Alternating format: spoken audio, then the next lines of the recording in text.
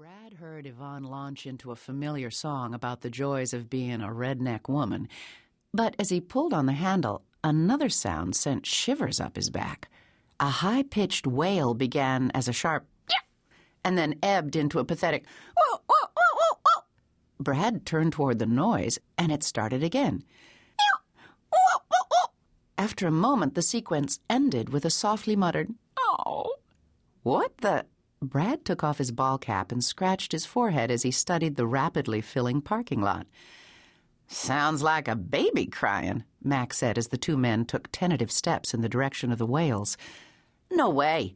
Who would leave a kid out in this cold? Things like that happen in big cities, not here." The voice howled. "Meow! Bah!" "Hey!" Brad called out. "Who's there?" Though it was only a little after 5 in the afternoon, the light was so dim he could hardly see. He dropped his cap onto his head again and adjusted the brim. "Look it," Mac elbowed him. "Over there." At the corner of the brick wall that edged Larry's Lake Lounge sat a cardboard box, and it was moving. Colder than the evening breeze, a chill zipped down Brad's spine. He and Mac neared the box. Brad noted blue and red lettering that indicated it once had held beer cans. As he peered inside, a pair of large brown eyes looked up at him. "Wow!" The tiny mouth displayed 2 rows of sharp white teeth as it cut the air with a piercing, "Whoa, whoa, whoa!" "Holy moly," Mac said. "It's some kind of critter." Relief flooding his chest, Brad hunkered down beside the box. "What are you, anyhow?" he asked of the lump of dusty gray fur. "You a raccoon? Or a kitten? You're putting up a mighty big fuss, that's for sure." "Don't touch it," Mac warned. "You could get bit and die of rabies." The creature tried to turn around, bumped into the side of the box, and then lifted its head to yowl. "Oh! Oh! Yow, yow, yow." "Rabies," Brad muttered. He reached into the box and slipped his hand under the soft, downy belly. Cupping the animal, he made a cursory examination. Ears, eyes, tail, snout, fuzzy legs, and 4 paws. "It's a puppy," he announced, "and the talkingest one I've ever met." "Meow!" The little head darted forward, and a small pink tongue licked Brad's nose. "Ah, not that." Brad wiped away the moisture with the back of his hand.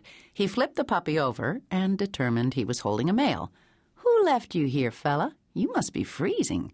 "Brother," Max said in disgust, "you gotta be some kind of jerk to dump a puppy in weather like this." Brad knew that Missouri country folks often didn't have the means to get their pets fixed.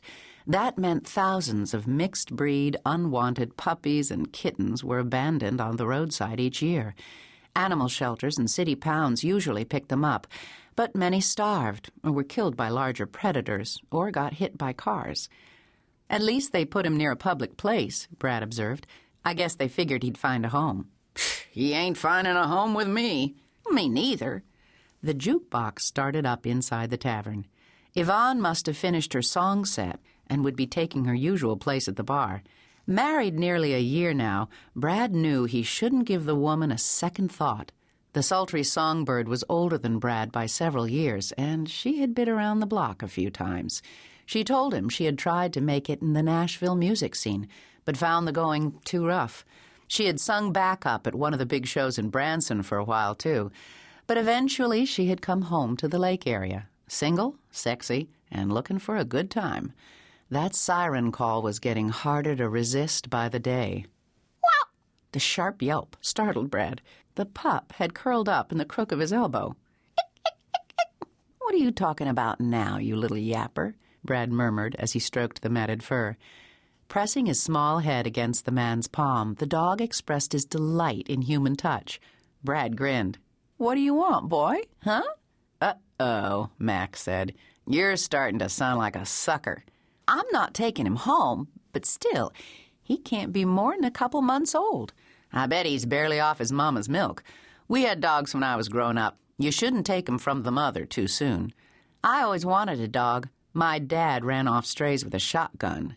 Though the puppy appealed to some tender place inside him, Brad knew things were going so badly with Ashley that it would be a mistake to arrive home with a puppy.